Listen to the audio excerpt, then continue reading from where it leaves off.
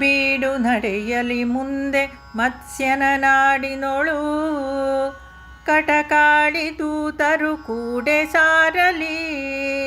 ಕರೆಯಲಕ್ಷೋಹಿಣಿಯ ನಾಯಕರ ಜೋಡಿಸಲಿ ಗುಡಿ ದಡ್ಡಿ ಚಂಪೆಯ ಗೂಡಿ ಕೊಟ್ಟಿಗೆ ಬಂಡಿ.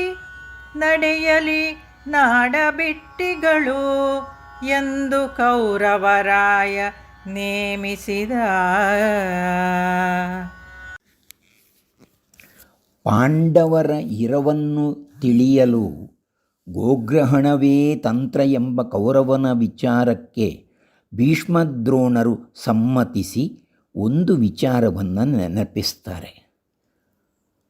ಪಾಂಡವರ ಅಜ್ಞಾತವಾಸದ ಅವಧಿ ಅತಿಗಳಿತವಾಯಿತು, ಅಂದರೆ ಇನ್ನು ತುಂಬ ದಿವಸ ಇಲ್ಲ, ಮುಗಿಯುವಂತಹ ಸಂದರ್ಭ ಬಂತು ಎಂಬುದನ್ನು ನೆನಪಿಸ್ತಾರೆ. ಈ ರಾಜಕಾರ್ಯವು ಬೇಗ ಆಗಬೇಕು ಎಂಬುದಾಗಿಯೂ ಕೂಡ ಅವರು ಹೇಳ್ತಾರೆ. ಕೌರವ ಒಪ್ಪುತ್ತಾನೆ. ಅವರಿಗೆ ಗೊತ್ತಿತ್ತೋ ಏನೋ, ಇಲ್ಲವಾದರೆ ಪಾಂಡವರ ಬಗೆಗೆ ಮಾಡುವಂತಹ ತಂತ್ರಕ್ಕೆ ತಕ್ಷಣದಲ್ಲಿ ಒಪ್ಪಿಗೆ ಕೊಡುವವರಲ್ಲ ಅವರು. ಅವರಿಗೆ ಗೊತ್ತಿತ್ತು ಸಮಯ ಬೇಕಾಗ್ತದೆ, ತುಂಬ ಸಮಯ ಬೇಕಾದೀತು.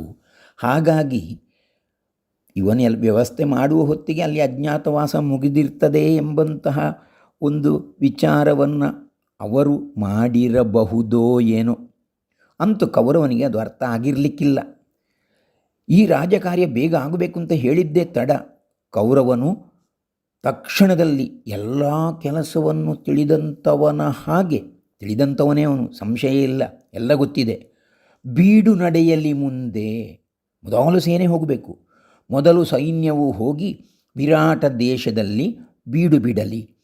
ಸೈನ್ಯವೂ ಚರರೂ ಮುಂದೆ ಹೋಗಲಿ. ಅಕ್ಷೋಹಿಣಿಯ ನಾಯಕರಿಗೆ ಬರಲಿಕ್ಕೆ ಹೇಳಬೇಕು. ಜನರು ಅವರ ಪಾಳೆಯದ ಡೇರೆಗಳನ್ನು, ಬಾಗಿಲುಗಳನ್ನು, ಕೊಟ್ಟಿಗೆಗಳನ್ನು, ಬಂಡಿಗಳನ್ನು ಸಿದ್ಧವಾಗಿ ತೆಗೆದುಕೊಂಡು ಹೊರಡಲಿ ಅಂತ ಹೇಳ್ತಾನೆ. ಅಂದರೆ ದನಗಳನ್ನು ಹಿಡಿದು ಸೇರಿಸಿ ಪುನಃ ಓಡದ ಹಾಗೆ ಮಾಡಲಿಕ್ಕೆ ಡೇರೆ ಇದ್ದರೂ ಇರಬಹುದು, ಅಥವಾ ಸೈನಿಕರಿಗೆ ಇರಲಿಕ್ಕಿದ್ದರೂ ಇರಬಹುದು. ಅಂತೂ ವ್ಯವಸ್ಥೆ ಬಹಳ ಚೆನ್ನಾಗಿ ತಿಳಿದವನ ಹಾಗೆ ಹೇಳುತ್ತಾ, ಪರಿಚಾರಿಕೆಗೆ ಬಿಟ್ಟಿ ಕೂಲಿಯವರನ್ನು ಅಲ್ಲೇ ಜೋಡಿಸಿಕೊಳ್ಳಿ, ಇಲ್ಲಿಂದ ಕರ್ಕೊಂಡು ಹೋಗಬೇಕು ಅಂತಿಲ್ಲ, ಅಲ್ಲೇ ಇದ್ದರೂ ಇರಬಹುದು, ಇದ್ದಾರೋ ಏನೋ, ಹಣ ಕೊಟ್ಟರೆ ಏನು ಬಾರದೆ. ಅಂತಹ ಬುದ್ಧಿವಂತಿಕೆ ಕೌರವನಲ್ಲಿ ಇತ್ತು. ನಿಜವಾಗಿ ಅದನ್ನೆಲ್ಲ ಮಂತ್ರಿ ಹೇಳಬೇಕೋ ಏನೋ, ಮಂತ್ರಿಯ ಹೊಣೆಗಾರಿಕೆ, ನೋಡು ಇಷ್ಟು ಮಾಡು ಅಂತ ಹೇಳಿದರೆ ಸಾಕು. ಆದರೆ ಹಾಗಲ್ಲ, ಎಲ್ಲವನ್ನು ಈತನೇ ಹೇಳ್ತಾ ಇದ್ದಾನೆ. ತಂತ್ರಗಾರಿಕೆಯಲ್ಲಿ ಇಂತಹ ಕೆಲಸವನ್ನು ಯೋಜಿಸುವುದರಲ್ಲಿ ಆತ ನಿಷ್ಣಾತನಾದವನೇ ಹೌದು. ಎಲ್ಲವನ್ನು ಎಲ್ಲರನ್ನೂ ನೇಮಿಸುತ್ತಾನೆ. ಹರಿದು ದೋಲಗ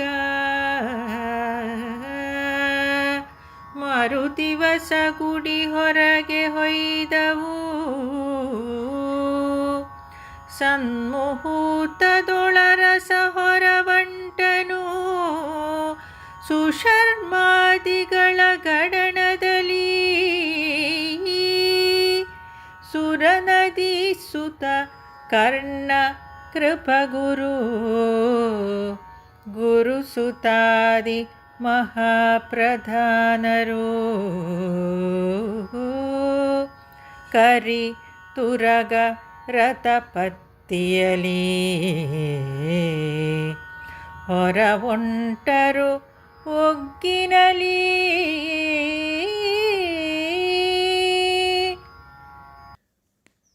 ಗೋಗ್ರಹಣ ಮಾಡುವ ತೀರ್ಮಾನವನ್ನು ಮಾಡಿದಂತಹ ಕೌರವನು ಏನೆಲ್ಲ ಆಗಬೇಕು ಅದನ್ನೆಲ್ಲ ತನ್ನ ಸಭೆಯಲ್ಲಿ ಆದೇಶಿಸಿ ಅಂದಿನ ಸಭೆಯನ್ನು ಮುಗಿಸುತ್ತಾನೆ. ಮರುದಿನ ಕೌರವರಾಯ ಹೇಳಿದ ವ್ಯವಸ್ಥೆಯೊಡನೆ ಸುಮುಹೂರ್ತದಲ್ಲಿ ಹೊರಡುತ್ತಾರೆ. ಕವಿ ಕುಮಾರವ್ಯಾಸರು ಹೇಳ್ತಾರೆ, ಸನ್ಮುಹೂರ್ತದೊಳು ಅರಸ ಹೊರವಂಟನು ಸುಶರ್ಮಾದಿಗಳ ಗಡಣದಲ್ಲಿ. ಸನ್ಮುಹೂರ್ತ ಹೊರಟಿರುವುದು ಪಾಂಡವರಿಗೆ ಮೋಸ ಮಾಡಲಿಕ್ಕೆ. ಪಾಂಡವರನ್ನು ವಂಚಿಸಲಿಕ್ಕೆ. ಇವನ ಕೆಲಸ ಆಗಬೇಕು. ಅದಕ್ಕೆ ಗೋಗ್ರಹಣ, ಅದಕ್ಕೂ ಒಂದು ಸುಮುಹೂರ್ತ. ರಾಜಕಾರಣ ಅಂದರೆ ಹಾಗೆಯೇ.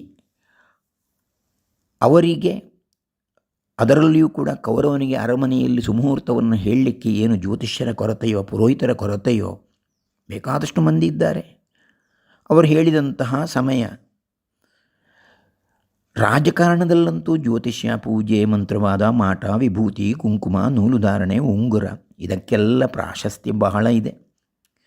ನಮ್ಮ ಪುರಾಣ ಕಾಲದ ರಾಜರ ಪರಂಪರೆ ವಿಶೇಷ ರೀತಿಯಲ್ಲಿ ಈಗಲೂ ಬೆಳೆದು ನಿಂತಿರುವುದನ್ನು ಕಾಣಬಹುದು. ರಾಹುಕಾಲ, ಗುಳಿಗ ಕಾಲ ನೋಡಿ ಹೊರಡಬೇಕು. ಪರೀಕ್ಷೆ ಆರಂಭ ಆಗುವುದು ರಾಹುಕಾಲ ಅಂತಾದರೆ ಫೈಲ್ ಆದವ ಹೇಳಬಹುದು, ಅದು ರಾಹುಕಾಲದಲ್ಲಿ ಪರೀಕ್ಷೆ ಆರಂಭ ಆದ್ದು ಅಂತ. ರ್ಯಾಂಕ್ ಬಂದವ. ಹಾಗೆಂದು ಎಲ್ಲ ಸಂದರ್ಭಗಳಲ್ಲಿಯೂ ಕಾಲವನ್ನು ನೋಡಲಿಕ್ಕಾಗುವುದಿಲ್ಲ. ಭಗವಂತನನ್ನು ಪ್ರಾರ್ಥಿಸಿಕೊಂಡು ನಾವು ಹೊರಡುವಂಥದ್ದು. ಇಲ್ಲಿ ಸುರನದೀಸುತ ಕರ್ಣ, ಕೃಪ, ಗುರುಸುತಾದಿ ಮಹಾಪ್ರಧಾನರು ಚತುರಂಗ ಸೈನ್ಯದ ಪದಾತಿಗಳೊಡನೆ ಹೊರಟರು. ಕೌರವ ಮಾಡ್ತಾ ಇರುವಂಥದ್ದು ವಂಚನೆ ಅಂತ ಗೊತ್ತಿದೆ. ಭೀಷ್ಮ, ದ್ರೋಣ, ಕೃಪ ಇವರೆಲ್ಲ ಅವನು ಹೇಳಿದ್ದಕ್ಕೆ ಹೊರಡ್ತಾ ಇದ್ದಾರಲ್ಲ, ಇದು ಸರಿಯೇ? ಖಂಡಿತವಾಗಲೂ ಕೂಡ ಭೀಷ್ಮ, ದ್ರೋಣ, ಕೃಪಾದಿಗಳಿಗೆ ಪಾಂಡವರ ಬಲ, ಪರಾಕ್ರಮ, ಯೋಗ್ಯತೆ, ಧರ್ಮದ ಬಲ, ಭುಜಬಲ ಗೊತ್ತಿದೆ. ಇವನು ಹೋಗಿ ವ್ಯವಸ್ಥೆ ಮಾಡುವ ಹೊತ್ತಿಗೆ ಸಮಯ ಮೀರಿದರೂ ಮೀರಬಹುದು ಎನ್ನುವಂತಹ ನಂಬಿಕೆ ಅವರಿಗೆ ಖಂಡಿತವಾಗಿಯೂ ಇದೆ. ಅಲ್ಲದೆ ಪಾಂಡವರನ್ನು ನೋಡುವಂಥದ್ದು, ಅವರ ಒಂದು ರೀತಿ ನೀತಿಗಳನ್ನು ಕಣ್ತುಂಬ ನೋಡಿ, ಅಥವಾ ಒಂದು ವೇಳೆ ಯುದ್ಧ ನಡೆದರೆ ಅವರ ಪಾಂಡವರ ಪರಾಕ್ರಮ ಪ್ರದರ್ಶನವನ್ನು ನೋಡುವಂತಹ ಆಸೆ ಇದ್ದರೂ ಇರಬಹುದು. ಹಾಗಾಗಿ ಒಂದು ನಂಬಿಕೆಯಲ್ಲಿ ಭೀಷ್ಮ, ದ್ರೋಣ ಅವರು ಕೂಡ ಹೊರಟಿದ್ದಾರೆ.